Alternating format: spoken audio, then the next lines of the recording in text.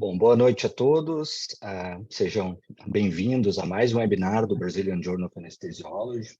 Agradeço a atenção de todos vocês, a presença de todos, para mais uma oportunidade de discutirmos algum tema relevante abordado pela revista recentemente, né? Então, nosso enfoque nesses webinars é ter uma oportunidade de discutir algum dos artigos mais recentes publicados pela revista e estabelecer uma forma de interação entre os pesquisadores que contribuem fortemente com a revista, os revisores e os anestesiologistas em geral.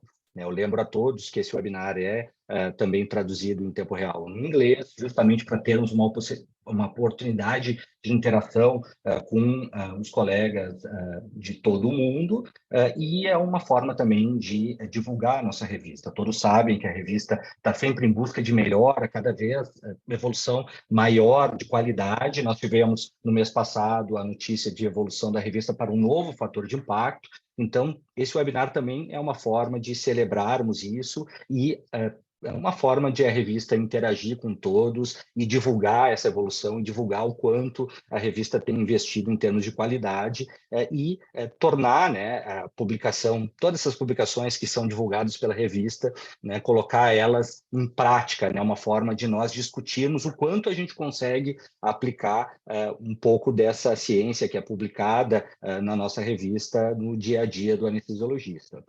Especificamente, o tema que vai ser abordado hoje é um tema que, obviamente, todos sabem da importância e vai receber uma atenção especial uma edição especial que publicaremos no próximo ano, que aborda a questão relacionada à anestesiologia, à anestesia pediátrica, né? Então, teremos no próximo ano uma edição especial de anestesia pediátrica e vamos fazer uma primeira call for papers, uma primeira oportunidade da revista trabalhar com esse enfoque de chamado para artigos de áreas específicas. Então, a revista vai lançar, está lançando já esse call for papers para que os colegas anestesiologistas, tanto brasileiros como do exterior, contribuam com o envio de artigos focados em anestesia pediátrica para avaliação da revista e potencial publicação nessa edição especial no próximo ano.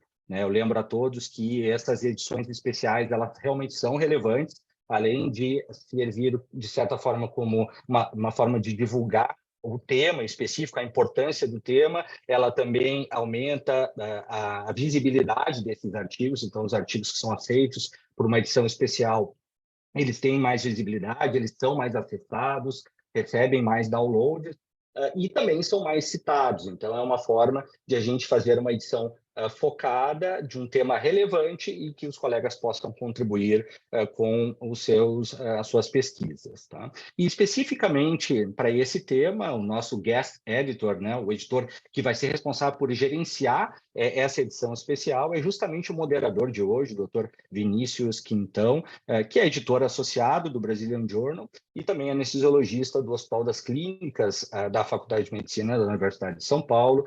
O Vinícius há muito tempo contribui com a revista, eu sou fã desse rapaz, o Vinícius, que realmente contribui de maneira, né, fora de série, de maneira extraordinária com a revista e sempre, né, com um crivo científico extremamente elevado.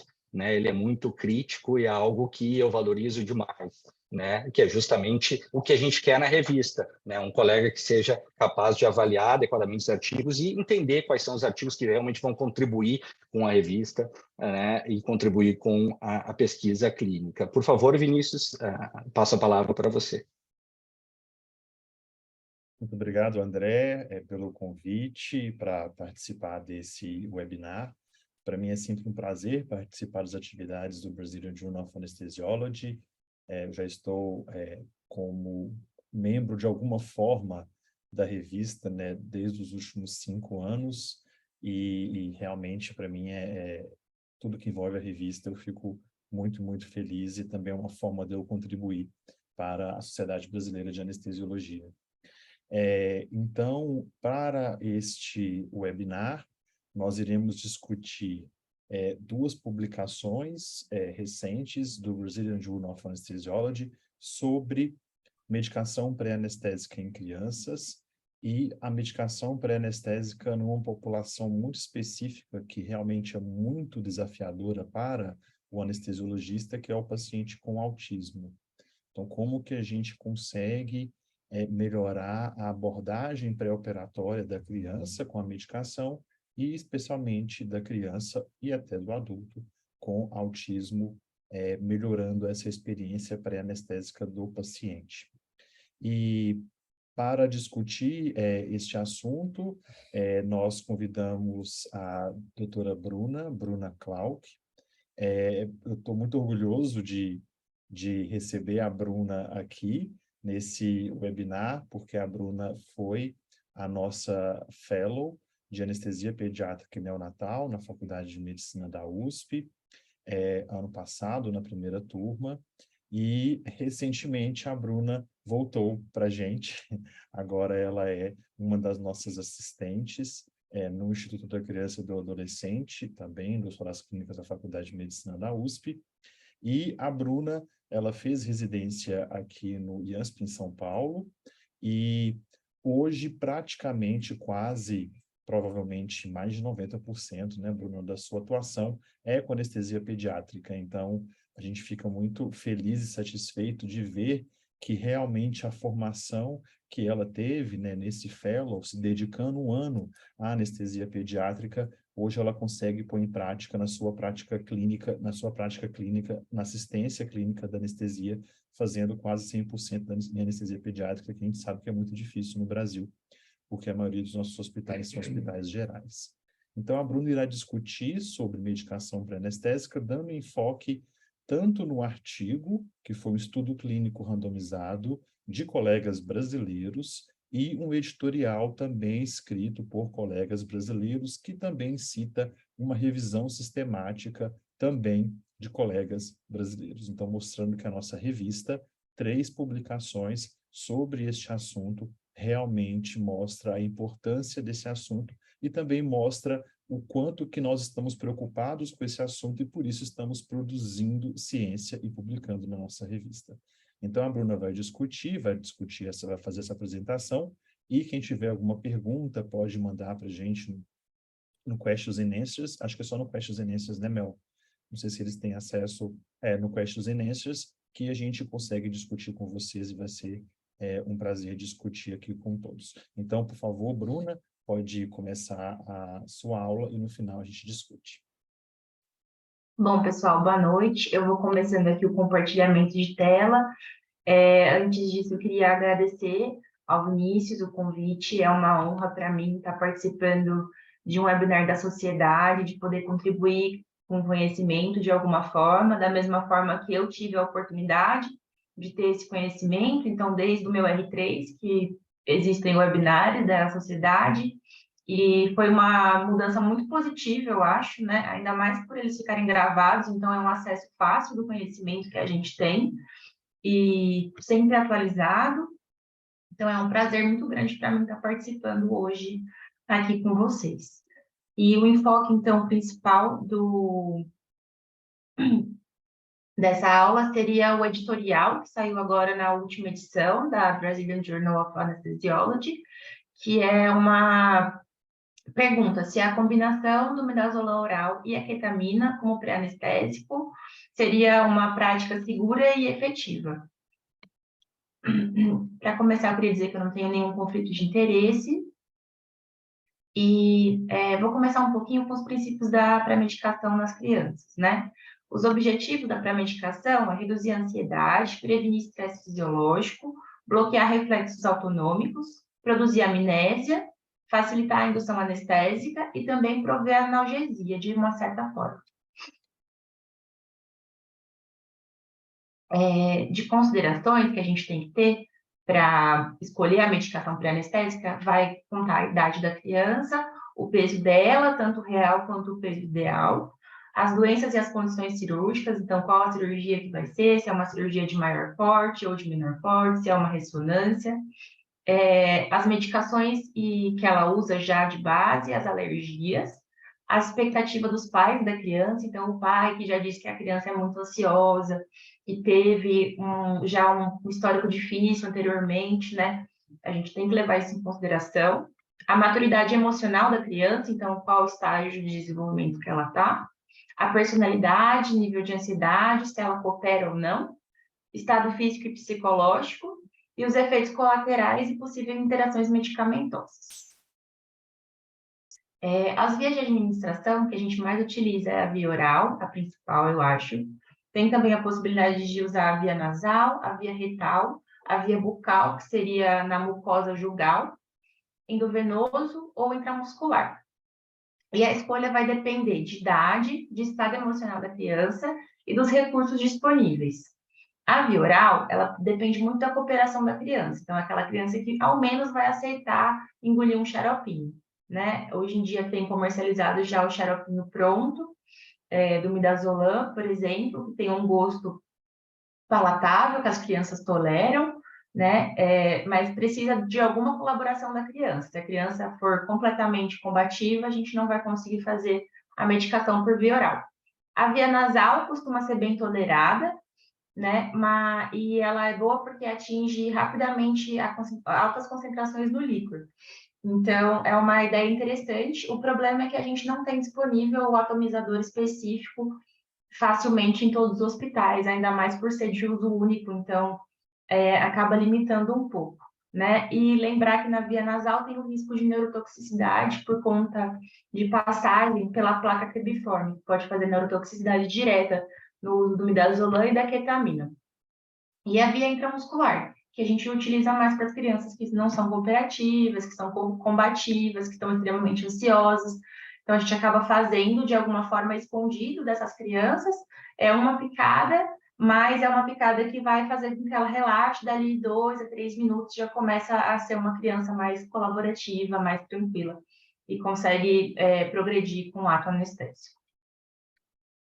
E vou falar um pouquinho das principais medicações que a gente tem, então, para utilizar.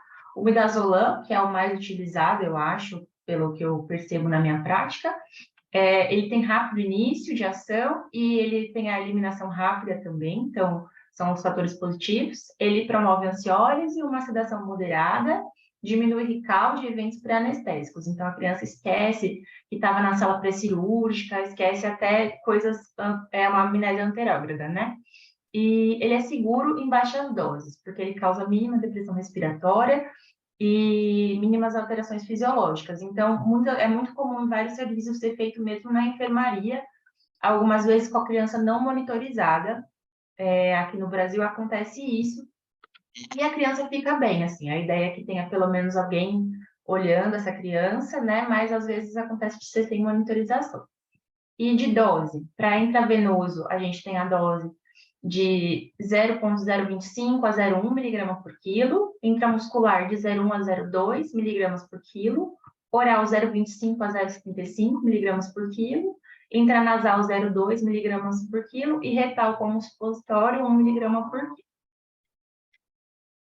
A ketamina, que é um anestésico dissociativo, que ela promove sedação e analgesia. Ela é muito segura porque ela preserva o tônus muscular, preserva o drive respiratório e ela é cardioestável. Então, ela é boa opção para os pacientes com alguma cardiopatia, alguma chance de instabilidade. Mais desvantagem, ela tem a cialorreia, o nistagmo, a alucinação, mesmo a ketamina S que a gente tem hoje em dia ainda há relatos, né, de alucinação, pesadelos, delírio, né? E a ideia é a cialorreia ela é diminuída quando a gente associa a atropina, então sempre que fizer a ketamina antes de, como pré-anestésico, associar também a atropina 0,02 miligramas por quilo, para diminuir a cialorreia, não atrapalhar a intubação, por exemplo. E a ideia do nistagmo, das alucinações, elas podem ser reduzidas com o uso concomitante do benzodiazepínico. Então, sobre isso que a gente vai falar também. De via de administração da ketamina, a gente pode usar por via oral, 3 a 6 miligramas por quilo. É uma dose que assusta um pouquinho, mas é porque a ketamina acaba não sendo absorvida.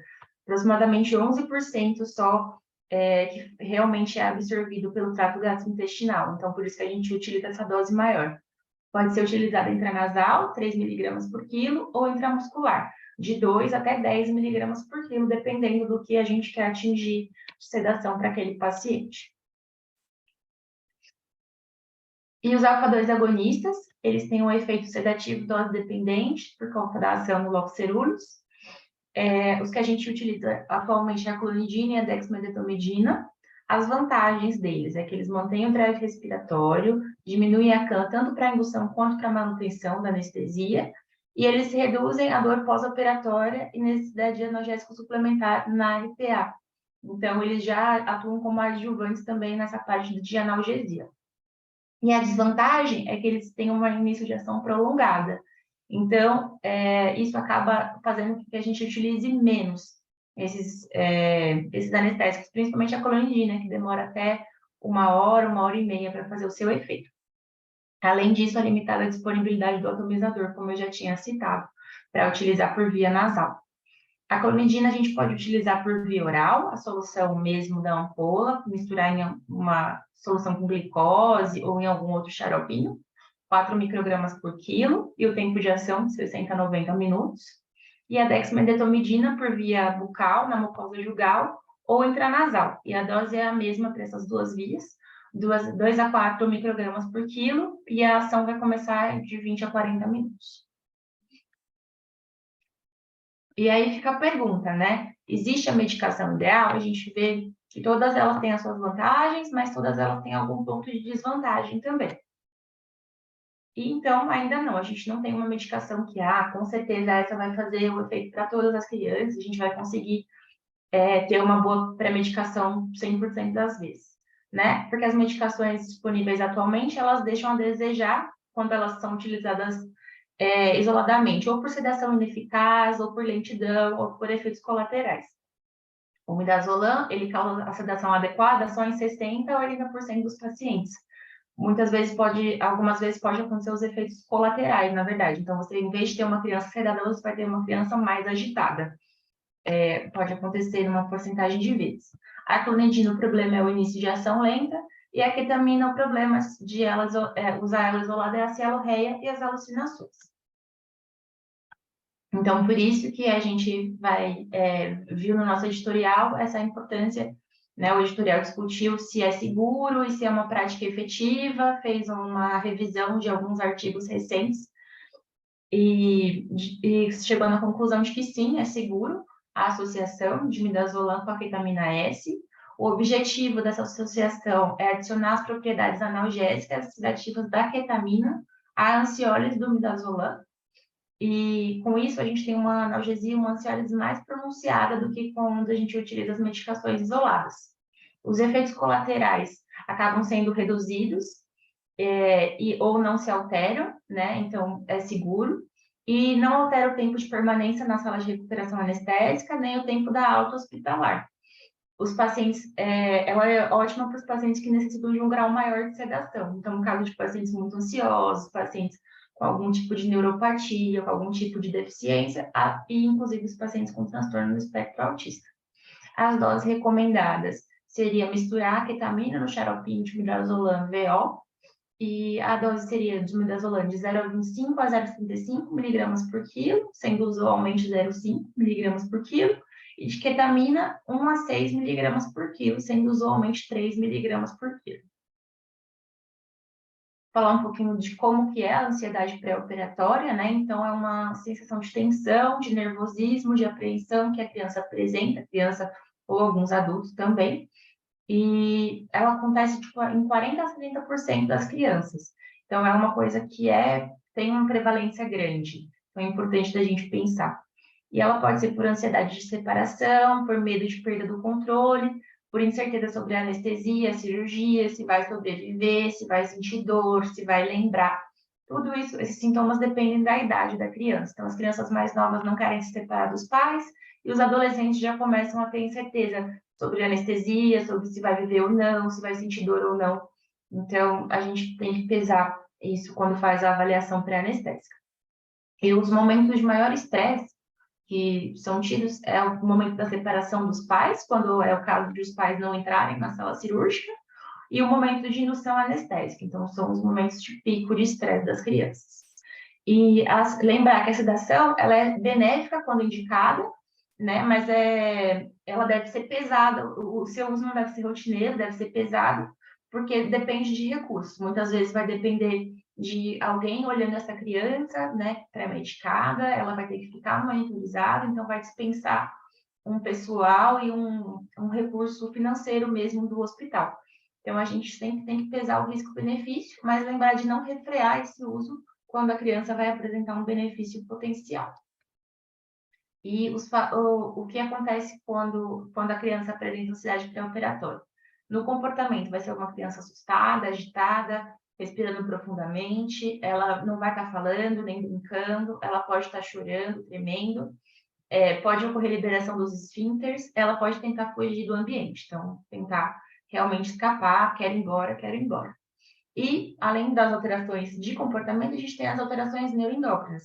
Então, tem aumento do cortisol, aumento de adrenalina, aumento do GH, aumento do hormônio adrenocorticotrófico e aumento de atividade de células natural killers. Então, tudo isso mexe com imunidade, mexe com estresse, mexe com a pressão arterial, mexe com vários fatores que são importantes na nossa anestesia, que vão acabar reverberando posteriormente se a gente não identificar e tratar. Os fatores de risco para a ansiedade pré-operatória é a idade e o grau de desenvolvimento, então, principalmente crianças entre 1 a 5 anos, crianças com alterações cognitivas também estão em maior risco, então, neuropatas, crianças autistas, criança que teve muitas experiências prévias já com procedimentos médicos e com doenças, então aquelas crianças que estão sempre no hospital, elas acabam tendo um risco maior.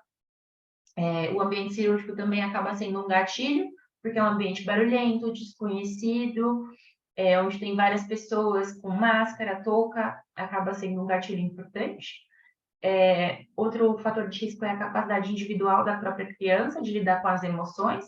Então, as crianças que já são naturalmente ansiosas, que já têm esse histórico, e crianças mais maduras emocionalmente, elas têm menos risco, as crianças menos maduras têm mais risco.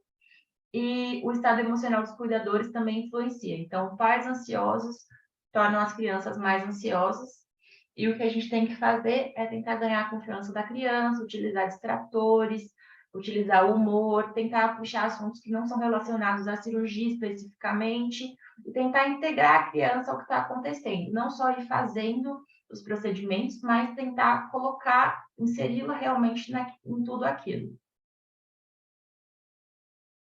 E aqui tem a escala de Yale modificada para ansiedade pré-operatória. É uma escala um pouquinho grande, não vou dizer que a gente utiliza todas as vezes, mas eu achei legal de colocar e de mostrar, porque ela mostra, dá uma boa noção do que a gente deve procurar, né? Então, ela é dividida em cinco domínios, né? O primeiro é atividade, então, como a criança está? Ela está olhando ao redor, está curiosa, está brincando, ou ela é uma criança que não explora, não brinca, fica meio quieta, olhando para baixo, ou ela é uma criança que está se movimentando de forma estranha, ou é uma criança que está tentando escapar. Então, a gente vai olhar tudo isso na atividade, vai ver na vocalização se ela é uma criança que está lendo ou que está fazendo alguma atividade da própria vaidade, se é uma criança que faz perguntas, que faz comentários, que participa da avaliação pré ou não, se ela só responde sussurrando, se ela faz voz de bebê, se ela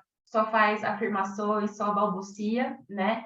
Ou se ela está inquieta, em silêncio, se ela está chorando ou gritando, se esse choro é incontrolável, né? A expressividade emocional, se ela está feliz, tranquila, sorrindo, ou se ela está neutra, sem expressão, se ela está preocupada, triste, assustada, com os olhos lacrimejantes, angustiada, chorando. A gente vai fazendo a pontuação disso, né? Mas acho que, na verdade, é mais uma ideia de, na avaliação pré-anestésica, você bater o olho na criança e ver, poxa, ela está mais para o estado melhor ou está mais para o estado realmente de ansiedade. O estado de despertar que ela está, se ela está alerta, olhando ao redor, se ela é retraída, se ela é vigilante, muito preocupada, se ela está choramingando, se está em pânico, e a interação com os pais. Se ela brinca, concentrada nos pais, se ela está sentada, inativa, ou alguma atividade própria da idade, ou se ela procura os pais como um conforto, ou se ela olha para os pais em silêncio e não procura por contato ou conforto, ou se ela mantém os pais à distância. Tudo isso a gente vai pontuar, e cada um dos domínios a gente vai dividir pela quantidade de itens, somar o valor e depois dividir por 5 e multiplicar por 100. Se o score for maior que 30, é um risco aumentado. Então, como eu falei, é um score difícil de aplicar na prática do dia a dia, mas é um score legal para a gente ter como base de o que eu devo procurar quando eu quero avaliar ansiedade pré-operatória nas crianças. E vou falar um pouquinho agora do transtorno do espectro autista. É uma alteração do neurodesenvolvimento que tem prejuízo das habilidades de comunicação, habilidades sociais e habilidade de interação. A prevalência aumentou 175% em relação de 2016 em relação a 2010 nos Estados Unidos. Então, 18,5 crianças a cada 1.000. E esse aumento da prevalência ele é visto como uma mudança dos critérios e ferramentas diagnósticas do DSM-5, mas também do conhecimento da população, do conhecimento da doença por parte da população. Então, virou uma coisa mais comum de se suspeitar. Então, por isso se diagnosticou mais também.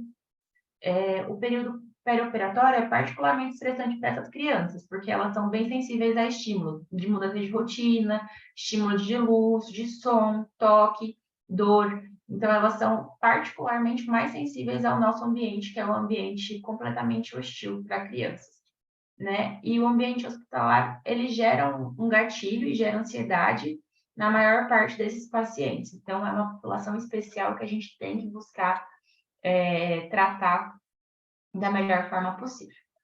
Algumas medidas não farmacológicas que a gente pode fazer para melhorar a experiência dessas crianças no hospital incluem agendar o caso como o primeiro caso do dia ou o mais cedo possível, reduzir o tempo de espera dessas crianças. Hoje em dia tem até os crachás, né, dos pacientes autistas, e isso significa que eles geralmente passam na frente mesmo, e é o correto. A sala cirúrgica o mais silenciosa possível, com luz ambiente, então não está ligado na luz máxima, não está ligado os focos. Evitar que um grande número de pessoas esteja na sala cirúrgica durante a indução anestésica, então o número de pessoas necessária, não mais nem menos do que isso, e escalar o anestesista mais experiente e habituado com essa população, de preferência. E aí, vou falar agora um pouquinho do artigo que foi a comparação do uso de midazolam oral versus o uso de midazolam oral mais ketamina como pré-anestésico na população autista. Foi um estudo duplo cego, randomizado, um estudo clínico. E o objetivo primário era comparar o grau de sedação entre os pacientes dos dois grupos. Ou midazolam oral, 0,5 mg por quilo, um máximo de 15 mg, ou o midazolam oral, 0,5 mg por quilo, mais a ketamina S, 3 mg por quilo, um máximo de 300 mg da ketamina. De objetivos secundários, eles estabeleceram a necessidade de contenção para obter um acesso venoso, porque apesar de ter feito medicação pré-anestésica, a indução não foi inalatória. Então, após a indução, até após a medicação pré-anestésica, foi feito o acesso venoso, foi feito a venóclise, e não a anestesia inalatória, o tempo de despertar e a ocorrência ou não de eventos adversos, agitação, nistagmo, cialorreia e náuseas e vômitos. Foram separados 32 pacientes por grupo, e com isso eles obtiveram um poder de detecção de 80% e 5% de tolerância a erros. E critérios de exclusão foram pacientes com idade entre 2 a 59 anos, então não só crianças, mas que tinham um diagnóstico prévio de transtorno do espectro autista. Eles tinham que ser ASA 2 e precisar de medicação pré-anestésica para procedimentos odontológicos em 2 hospitais de Goiânia. E os critérios de não inclusão eram se a paciente apresentava critérios de viária difícil, disfunção renal, doença cardíaca ou história de reação adversa das medicações do estudo. E os critérios de exclusão era quando havia ingestão inadequada ou vômito após a medicação, ou complicações cirúrgicas, como sangramento, que pudessem interferir na recuperação pós-operatória. Os pacientes eram medicados na enfermaria, após alocação randômica e séria. Então, era por um envelope pago. Só a enfermeira tinha conhecimento de qual medicação era dado para esses pacientes, e as doses eram calculadas com base no peso corporal real. Depois de 30 minutos, o grau de sedação era avaliado pelo anestesista do caso, segundo a escala de Ramsay. Esse anestesista não sabia qual tinha sido o pré-anestésico utilizado, e o grau de sedação ele foi dicotomizado. Grupo 1, que seria Hamstein 1 ou 2, ou grupo 2, Hamstein maior ou igual a 3. E os pacientes foram separados dos tutores na entrada do centro cirúrgico.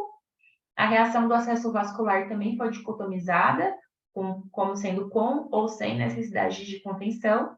E a anestesia geral foi realizada igual para todos os pacientes, com fentanil, 2 microgramas por quilo, propofol, 3 miligramas por quilo, cisatracuro, 0,15 miligramas por quilo, e os pacientes foram mantidos com o sevoflurane na CAN de 2%.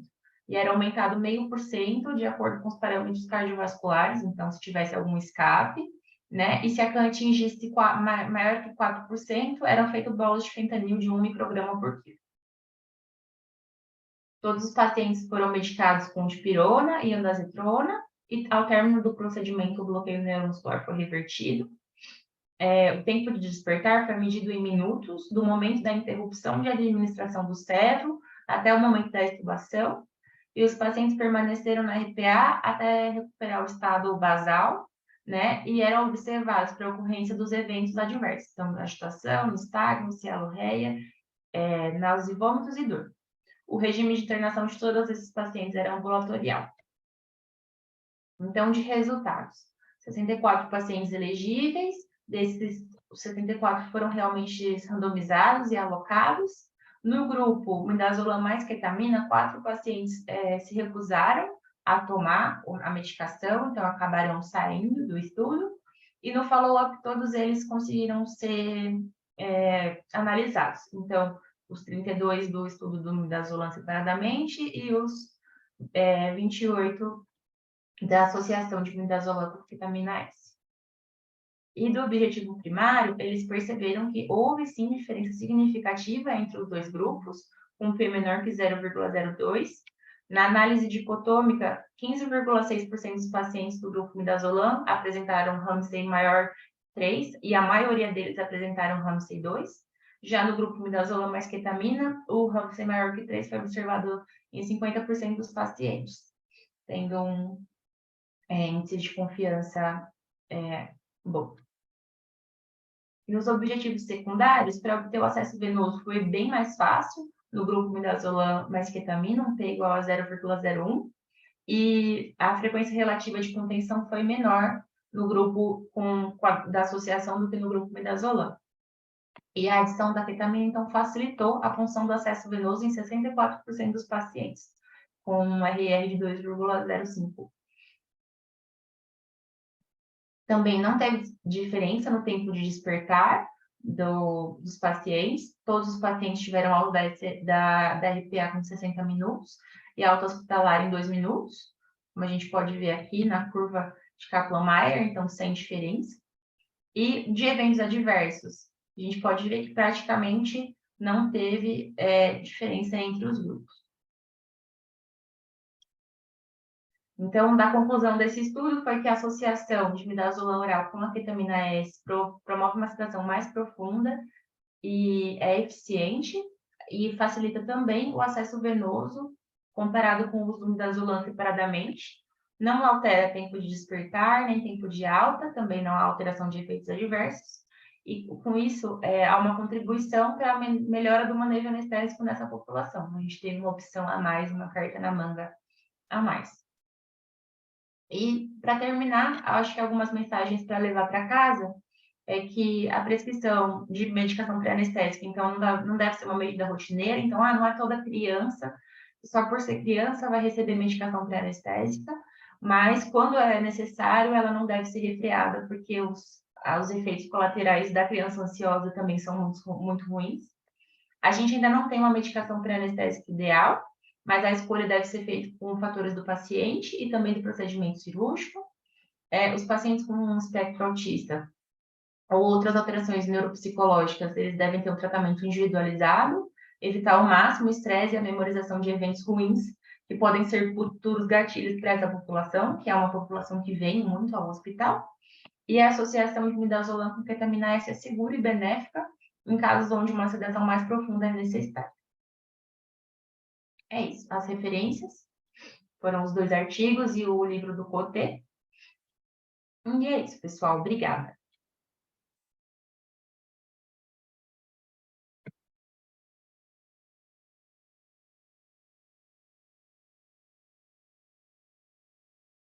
Muito obrigado, Bruna, pela sua apresentação, foi muito boa, muito segura na fala e realmente explicou de um jeito bem prático o uso da medicação pré-anestésica em anestesia pediátrica e contextualizando o estudo clínico randomizado, né, que está publicado no Brazilian Journal, e também o editorial que foi publicado citando esse estudo e outro estudo também publicado na revista, como já foi comentado. Algumas considerações sobre a medicação pré-anestésica e também sobre o estudo é que realmente, como você falou muito bem, a gente que faz anestesia clínica, né, que estamos ali o tempo todo com as crianças, a gente fica muito na dúvida quando vai fazer ou não medicação pré-anestésica, e isso varia de hospital para hospital, né? Então, dentro do próprio Hospital das Clínicas, né, que é um hospital grande, no Instituto da Criança, por exemplo, a gente tem uma forma de fazer a medicação pré-anestésica, a gente vai para o Instituto Central, que também tem muita anestesia pediátrica, e muda completamente. Então, é interessante que a gente saiba no hospital que você está, qual que é a rotina mesmo de administração da medicação pré-anestésica. A gente sabe que a maioria dos hospitais não vai ter com frequência uma sala pré-centro cirúrgico preparada com monitorização, com pessoal treinado, porque isso, infelizmente, é muito caro e seria o ideal que a gente tivesse uma sala pré para que a gente pudesse fazer toda a medicação para anestésico com a criança monitorizada e avaliada, né, por um profissional de saúde, mas infelizmente a gente não tem isso. Mas a vantagem é que a medicação pré-anestésica mais utilizada, que é o midazolam, ele é extremamente seguro, né? Então, a gente fica muito tranquilo quando a gente faz o midazolam na maioria dos pacientes. Mas a gente tem que lembrar das contraindicações, né, ao midazolam, e que não foi motivo da sua discussão, mas lembrar que existem contraindicações, a gente tem que saber essas contraindicações e não fazer o midazolam só porque é uma criança, né? A gente tem que pensar que, dependendo da situação, infelizmente, não tem como fazer medicação pré-anestésica. Ou a criança já está perto de você e é uma criança mais grave, que também está ansiosa, mas podemos ter a sorte de ela já ter um acesso venoso, então a gente consegue fazer a medicação pré-anestésica por via intravenosa, mas com o anestesista do lado. Aí é completamente diferente, porque você aumenta muito a segurança da aplicação da medicação. E realmente, quando a gente pensa na associação com a ketamina, é uma associação muito interessante nessas crianças que a gente tem muita dificuldade de pré-medicar. E a gente sabe que essas crianças com alterações neuropsicológicas, especialmente o autismo, são crianças muito difíceis de sedar e provavelmente vão ter dificuldade de ajudar na indução, né? Vão ser muito combativas na indução e, dependendo da criança, é até perigoso, tanto para ela quanto para os profissionais, né, que estão ali envolvidos na assistência perioperatória. Então, esta associação do midazolam com a ketamina é muito interessante, e o estudo dos nossos colegas mostrou que realmente foi muito bom, tanto para a diminuição da ansiedade no pré-operatório, também para a punção venosa, né, periférica, já que eles fizeram uma indução por via intravenosa nessas crianças. Então, é uma excelente opção nessas situações, quando a gente tem essa dificuldade da criança ajudar na indução pré-anestésica, né, na indução anestésica. E, realmente, quando a gente pensa nessa combinação, midazolam e ketamina é a melhor. Eu acho que não existe outra combinação que vai te ajudar tanto quanto o midazolam com a ketamina, né? Porque o efeito é rápido, você consegue fazer por via oral. Então, isso é muito interessante, né? Então, fazer esta associação, realmente a gente tem evidência e mostra que é interessante. Hoje, de manhã, eu estava conversando com os colegas do Children's Hospital da Filadélfia e perguntei para eles se eles têm também essa prática de utilizar o midazolam com a ketamina, e eu perguntei primeiro se eles têm uma prática de usar ketamina por via oral como medicação pré-anestésica, e eles falaram que no hospital deles, né, no Children's na Filadélfia, tanto nos centros de pacientes ambulatoriais quanto no hospital geral, né, que então tem 24 salas de cirurgia não cardíaca no hospital geral, a medicação mais utilizada é o midazolam por via oral, então eles também utilizam muito midazolam por via oral. Depois, a segunda opção que eles mais utilizam é o midazolam por via intranasal. É engraçado que aqui no Brasil a gente perdeu muito o uso do midazolam por via intranasal. Realmente não é fácil administrar um fármaco por via intranasal, né? A criança ela vai ser menos colaborativa na via intranasal do que na via oral, dependendo da situação. E a ketamina é a terceira opção para eles por via oral. E sem perguntar, eles me informaram que em algumas situações, como por exemplo autismo, eles associam o midazolam com a ketamina nas doses que foram testadas no manuscrito publicado, né, que você discutiu, dos nossos colegas de Goiânia. Então, realmente uma prática que já é consolidada para esse tipo de paciente, porque realmente melhora muito a qualidade da indução. E eles falaram que eles não têm, como prática clínica, quase não usam alfa-2 agonistas, né? Infelizmente, a gente tem pouca prática. A clonidina, que é uma forma fácil e barata de administrar, dependendo da situação, é muito difícil, porque vai precisar de pelo menos 40 minutos para ter efeito. E como você explicou muito bem, a dexmedetomidina por via nasal tem a dificuldade de você ter o atomizador, que não é disponível em todo hospital. Então, se você não fizer com atomizador, a criança simplesmente vai engolir a dexmedetomidina. Se você fizer por via intranasal, ela vai engolir. E a gente sabe que a biodisponibilidade da dexmedetomidina por via oral é muito baixa. Então, não se deve aplicar. Fazer dexmedetomidina por via oral é a mesma coisa do que dar placebo, né? A biodisponibilidade é menor do que 15%, então muito, muito pouco. A ketamina, apesar de ter uma biodisponibilidade por via oral também baixa, se você aumentar muito a dose, por isso que a gente usa essa dose alta, né, até 6 miligramas por quilo, você tem essa segurança de usar uma dose alta e vai ter o efeito. Agora, com a dexmedetomidina, você não vai conseguir fazer isso, infelizmente, quando você faz por via oral, por um limite da dose, porque só vem 200 microgramas para você, né? Então, você não consegue fazer uma dose muito alta por via oral. A gente tem uma pergunta aqui no chat do Eric. O Eric também é editor associado da nossa revista. Olá, Eric, boa noite. Obrigado pela sua pergunta. E ele fala quais as possíveis vantagens e desvantagens, né, na sua opinião, sobre a entrada de pai e mãe na sala de cirurgia até indução. Também sua opinião sobre a utilização promissora de novas tecnologias, como realidade virtual, né, mostrando o trajeto até a sala de cirurgia, processo pré-operatório. Qual é a sua opinião, Bruna? Então, no próprio HC, a gente tem diferença, né? No Instituto Central, os pais, eles entram no centro cirúrgico. Já no ICR, mesmo sendo o Hospital da Criança, acaba que os pais não entram no centro cirúrgico, na maioria das vezes. E estudando isso, assim, vantagens e desvantagens, eu acho que quando os pais conseguem interagir com a criança, têm um bom estado emocional, costuma ser uma coisa positiva, né? Costuma ser bom para a criança, porque tem a segurança de estar com o pai do lado e acaba tornando o ambiente menos hostil.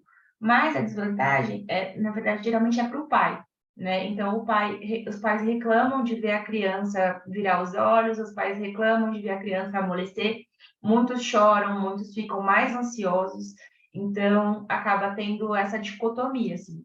E pelo que eu vejo, na maioria das vezes, para a criança é positivo de ter o pai ou a mãe ali do lado, mas para os pais é uma sensação muito ruim.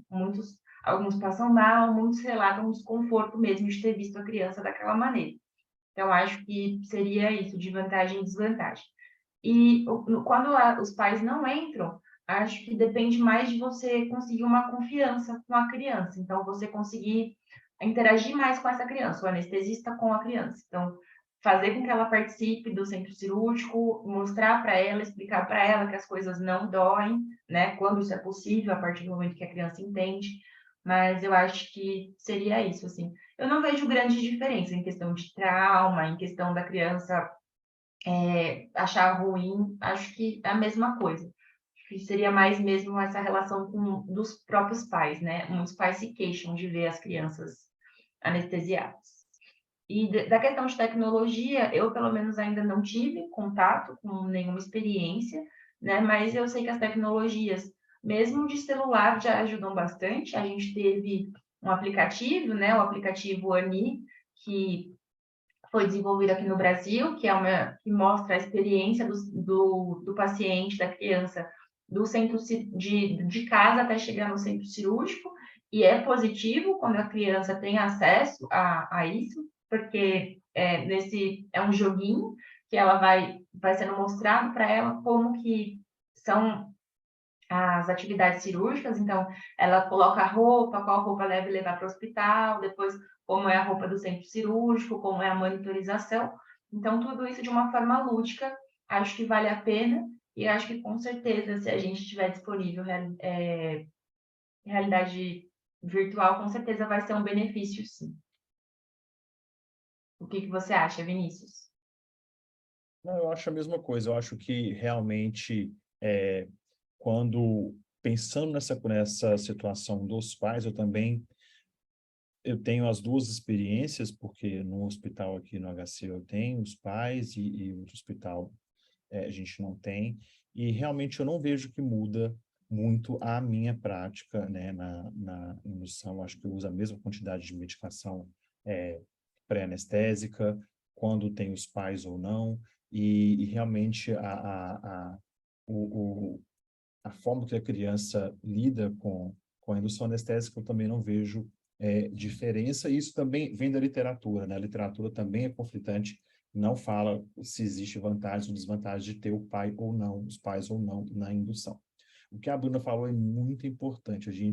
Se a gente tiver os pais para entrar no centro cirúrgico, o que a gente tem que fazer? A gente tem que explicar muito bem para os pais como que vai ser a indução anestésica, né? Então, quando eu falo com os pais assim, você vai entrar, né, com seu filho, você vai ver a indução anestésica, então, o seu filho vai respirar um pouco diferente, pode fazer barulho quando vai respirar, ele pode virar os olhinhos para cima, ele pode se agitar, ele pode querer fugir da máscara, mas isso não dói, isso é normal, né? Tem um tanto de luz piscando, tem um tanto de barulhinho de monitor, e quando eu falar, olha, seu filho dormiu, eu peço para dar um beijinho e falo, a anestesia só pega com beijo, né, da mãe ou do pai, e peço para os pais saírem, né? Então, eu explico sempre isso antes, porque senão é muito assustador para os pais ver o que acontece com o filho, especialmente numa indução inalatória, né, que não é uma indução bonita, né? Então, realmente, eu acho que é muito importante explicar. Com relação aos equipamentos de realidade virtual, eu acho super, super interessante, sou super a favor. Infelizmente, ainda a gente tem uma dificuldade de preço, melhorou bastante, né, o valor dos óculos, por exemplo, né, de realidade virtual, de realidade aumentada, mas fazer o aplicativo, fazer o programa ainda é muito caro, né? Então, a gente tem pouca disponibilidade. Mas coisas simples, né, como o próprio celular, do anestesista, da alguém da enfermagem, a gente já usou isso várias vezes e a gente vê que realmente diminui a ansiedade da criança. Temos já evidência mostrando que isso diminui a ansiedade da criança, mas a gente ainda tem pouca aplicabilidade clínica. E especialmente no hospital, onde é tudo muito corrido, tem uma agenda muito grande, ou de crianças muito graves, acaba que a gente nem consegue aplicar porque a gente tem que prestar atenção em outras partes da anestesia, né? Não só na indução anestésica. Mas se for possível, eu sou super a favor, apesar da gente ter ainda pouca prática clínica para utilizar esse tipo de dispositivo. Oi, André, pode... Consegue me ouvir? Então, Bruna, primeiramente, parabéns aí pela apresentação, excelente. Parabéns, Vinícius, pela discussão. Tem, na verdade, dois questionamentos rápidos. Um a respeito, principalmente, dos pacientes mais combativos, principalmente os adultos que são portadores de algum espectro autista, por exemplo, e que eventualmente chegam agitados. Muitas vezes, como você falou na sua apresentação, a gente tem que lançar a mão da administração intramuscular. No caso, né, de administração de ketamina, por exemplo, alguma recomendação para se usar algum anticolinérgico associado ao fármaco, né, há algum risco maior do uso isolado, por exemplo, da ketamina? Isso vale para quando a ketamina também for escolhida como droga de uso único, ou mesmo associado ao midazolam, tá? Então, os riscos e se a gente deve fazer alguma administração conjunta de algum fármaco anti-cialogogo. E a segunda questão a respeito aí da dexmedetomidina, que você citou das limitações, mas mesmo assim, né, acho que todos sabem que é muito usada no nosso meio, aqui em Porto Alegre é muito usada a dexmedetomidina, mesmo sem atomizador, né, alguns colegas têm preferência, têm experiência em uso e relatam bons resultados, mesmo com a questão da biodisponibilidade.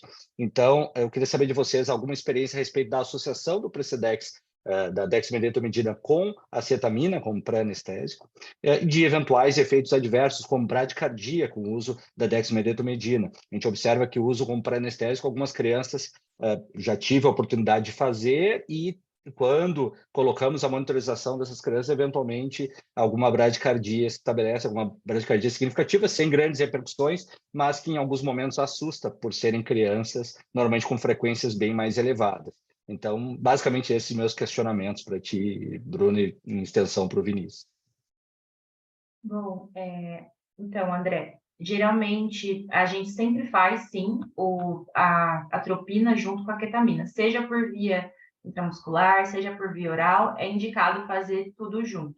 Principalmente pela via intramuscular, que a gente acaba usando doses bem mais altas, chegando até os 10 miligramas por quilo, que a gente já cheguei a usar com o Vinícius em um adolescente muito grande, né? E a gente não tinha força para lutar contra ele. Então, precisou ser utilizado, a gente fez junto com a atropina, então isso ajuda bastante a não ter a secreção de via aérea, não atrapalhar na sua intubação. Então, acho que é recomendável, sim, de sempre usar, independente da via. E de experiência da ketamina com o Precedex, não é uma coisa, com a dexmedetomidina, não é uma coisa que no meu serviço é habitual. Então, eu não tenho muito essa prática. Mas o que eu observo da dexmedetomidina no intraoperatório é que não tem grandes repercussões hemodinâmicas como no adulto. É bem menos pronunciado. Tanto a bradicardia quanto a hipertensão, na criança ela ocorre menos.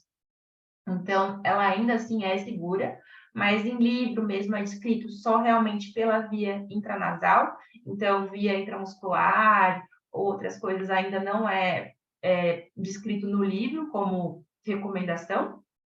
E acho que é isso, assim, acho que a associação da ketamina com a dexmedetomidina, ela é interessante, mas ainda não tem estudo suficiente para a gente dizer que é seguro ou não, se pode fazer sem a monitorização ou não. Acho que é isso que é a minha opinião. O que você acha, Vini? Não, também concordo com você. A pergunta do André é muito relevante. Com relação ao uso do anti-cialagogo, assim, principalmente na criança pequena, eu não vejo nenhum problema, assim, as pessoas ficam discutindo se tem contraindicação ou não de fazer atropina. Para uma criança, não faz diferença. A gente tem que ficar preocupado com os anticolinérgicos e nos idosos, né? Ou temos pacientes que têm algum transtorno neuropsicológico, porque a gente sabe que os anticolinérgicos eles são muito ruins para o cérebro. Mas para uma criança, dose única, eu acho que realmente não faz diferença. Com relação ao uso da ketamina e junto com a dexmedetomidina, eu também tenho pouca experiência, André, de utilizar como medicação pré-anestésica. Eu já usei muita a dexmedetomidina por via intranasal, isoladamente, 4 microgramas por quilo, para fazer bera em crianças autistas, né, que você não consegue nem conversar com a criança. E elas vêm para um centro ambulatorial fazer bera, e a gente não tinha aparelho de anestesia, então a gente teve que fazer uma rotina de sedação sem aparelho de anestesia, com a dexmedetomidina por via oral, que na época era só Precedex, ainda era caro, tinha que ter um atomizador, isso era no serviço público, e mesmo assim fica mais barato do que você fazer anestesia inalatória, porque tem que ter aparelho de anestesia, etc. Né? Então, Nesse caso, fica mais barato, você não precisa nem funcionar um acesso, porque você usa a mesma dose que você usaria com a medicação pré-anestésica. Associar com a ketamina por via intramuscular, eu não vejo vantagem, porque só a ketamina isolada eu acho que já é suficiente para você ter o efeito que você quer com medicação pré-anestésica nessas crianças que são muito combativas. Mas agora, recentemente, no Congresso Europeu de Anestesia, que você também estava lá, André, eu assisti na parte de pediatria uma discussão muito interessante da dexmedetomidina com a pessoa que eu acho que mais sabe de dexmedetomidina no mundo, que é a Kira Mason. Ela é uma anestesista pediátrica do Boston Children's e ela é extremamente ultra mega especialista em sedação para procedimentos. Ela não frequenta centro cirúrgico, ela fica só fora do centro cirúrgico. Onde a gente não quer ficar é onde ela mais fica. E quando eu fui R3, em 2009, 2009, eu tive a possibilidade de conhecê-la quando eu fiquei um tempo no Children's, no Boston Children's, e realmente nessa época ela já fazia sedação, né, com alguns fármacos, e ela foi uma das pioneiras a usar dexmedetomidina como sedação isolada para a realização de tomografia, ressonância, né, etc. E ela fala que a associação da dexmedetomidina com a ketamina por via intravenosa é muito interessante. E ela realmente gosta muito, ela falou isso na aula dela, que ela usa muito associação por via intravenosa, mas que ela prefere fazer só a dexmedetomidina, mas dependendo da situação, ela associa, porque ela vê que realmente fica melhor como sedação única para procedimentos, mas por via intravenosa. Ela falou que não tem costume de usar por via intramuscular. E com relação aos eventos adversos, igual a Bruna falou, a gente vê pouca bradicardia e hipotensão com a dexmedetomidina por via intravenosa nas crianças. Realmente, como eu tenho pouca prática de fazer essa medicação pré-anestésica da dexmedetomidina hoje, por falta mesmo do atomizador, que a gente não tem, eu não consigo ver, eu não vejo essa bradicardia com muita frequência. Mas no intraoperatório, e em bebês a gente usa doses altas de indução, 2 microgramas por quilo, em 20 minutos, eu posso contar nos dedos as vezes que eu fiz, que eu tratei bradicardia. Eu já tive que desligar dexmedetomidina por hipertensão numa neurocirurgia. A criança estava hipertensa e o único motivo da hipertensão era a dexmedetomidina. Então, por isso que eu tive que desligar. Mas nessa questão da bradicardia, igual a Bruna falou, as crianças elas têm esse efeito protetor, elas têm menos bradicardia, mas claro, pode acontecer bradicardia e por isso que a gente tem que ficar de olho nessas crianças. Apesar de tudo, ainda é um fármaco muito seguro nessa população. A gente tem mais duas perguntas aqui, Bruna, do Malito. Obrigado, Malito, pela sua participação. Então, parabéns pelo tema, apresentação. Como vocês mostraram, são várias as vantagens da associação e uso de rotina da medicação pré-anestésica, mas existe muita dificuldade para a implantação dessa rotina nos hospitais. Como vencer essas resistências? Desconhecimento, equipe, cirurgião, medo dos pais? Realmente é complicado. O que você acha, Bruna? É uma dificuldade mesmo e varia, como você disse, de hospital para hospital. Então, em hospitais infantis, é uma coisa que já é mais bem pré-estabelecida. A própria enfermagem do setor já sabe como fazer, né? Ou tem a sala pré-anestésica, que é o ideal. Mas em hospitais gerais, como é o caso da maioria dos nossos hospitais, não é muito fácil, assim. Então, acho que varia de hospital para hospital, mas tudo tem que ser explicado, né? Então, se você for fazer, no caso de um hospital que não tem a monitorização, explicar, ter alguém como referência, então a enfermeira tem que estar sabendo bem, a enfermeira do andar, né? A técnica de enfermagem tem que ser alerta, tem que explicar os sinais também para os pais, eu acho que isso é importante. Acho que tentar institucionalizar protocolos hospitalares particulares de cada um dos locais, mas que toda a equipe converse, esteja falando a mesma língua, né? Todo mundo sabendo tudo o que está acontecendo nos tempos certinhos. Acho que isso. Uhum. Não, sem dúvida. Quando a gente está no hospital geral, a gente tem muito mais dificuldade de implantar. Nos hospitais pediátricos é praticamente medular, né? A própria enfermagem já está acostumada com medicação pré-anestésica, eles até acham estranho quando a gente não prescreve, porque porque a gente vê que realmente não precisa da medicação para anestésico, a gente tem mesmo uma boa confiança com a criança, ou realmente a criança tem uma contraindicação, né, que a gente tem que falar e não a enfermagem. Mas eu acho que o mais importante, quando a gente discute segurança, qualidade de segurança e anestesia pediátrica, lembrando que o Brasil, a maioria dos hospitais que fazem anestesia pediátrica são hospitais gerais, a gente tem de desenvolver dentro desses hospitais procedimentos operacionais padrão. Então, POPs são muito importantes porque a gente vai falar a mesma língua. Então, desenvolver protocolos é muito importante e um protocolo de medicação para anestésica, quando indicar, quanto contraindicar, qual a dose, com quem que eu vou ter que informar para fazer medicação para anestésico, isso é muito importante. Eu acho que para os hospitais gerais a gente tem que pensar nisso, né? Desenvolver mesmo POPs para a implantação da medicação para anestésica, que eu acho que é o mais importante. E uma pergunta aqui do Gabriel Mancera, eu acho que o Gabriel, ele é do México, do Instituto Nacional de Pediatria, se eu não me engano é do México, o serviço da minha colega Alina Sarmiento, e ele nos dá parabéns pela discussão, que fala que lá no hospital dele, o Instituto Nacional de Pediatria, eles não usam midazolam intranasal, porque os pacientes autistas, eles ficam, tem aquela parte, né, aquela contraindicação, aquele efeito adverso do midazolam, né, que é aquela excitação por causa do midazolam, e também dexmedetomidina por via oral. Mas ele fala que é muito interessante que alguns artigos, né, discute a medicação nesses pacientes, não sei o que é HPA, e mostra que é interessante esses resultados, né? Então, mostrando que realmente, Gabriel, quando a gente tem disponível essas medicações, especialmente a dexmedetomidina, e se tiver disponível para esses pacientes o atomizador, nessa população é muito interessante. Mas lembrando que você também tem de ter a contribuição do paciente, porque se o paciente ele é um paciente muito combatível, ele também não vai aceitar medicação por via intranasal, infelizmente, né? Então, talvez você vai ter que partir para a via intramuscular por uma questão de segurança, né? Você precisa de ter uma criança ou um adolescente que fique tranquilo na indução por uma questão de segurança.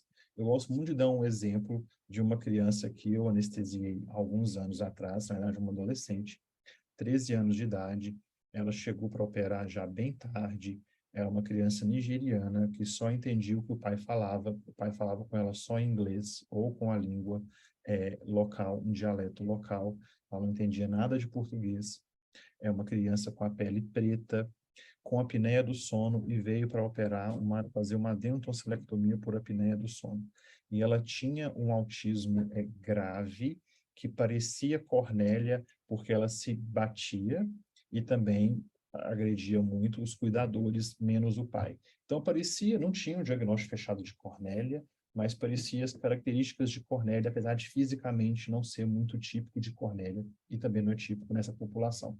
E para essa criança, eu fiz a ketamina, eu estava no hospital geral, eu fiz a ketamina por via intramuscular, aí com tranquilidade eu funcionei o acesso venoso, induzir por via intravenosa, né, e não tive nenhum problema com dificuldade de indução inalatória numa adolescente grande, com 60 quilos, com apneia do sono e com provavelmente uma dificuldade de punção venosa, né? Então, a conduta de fazer medicação pré-anestésica foi, nesse caso, mais seguro. O pai foi super colaborativo e realmente ajudou muito na nossa indução, né, a ketamina por via intramuscular, neste caso, porque ela realmente não estava dada por via oral.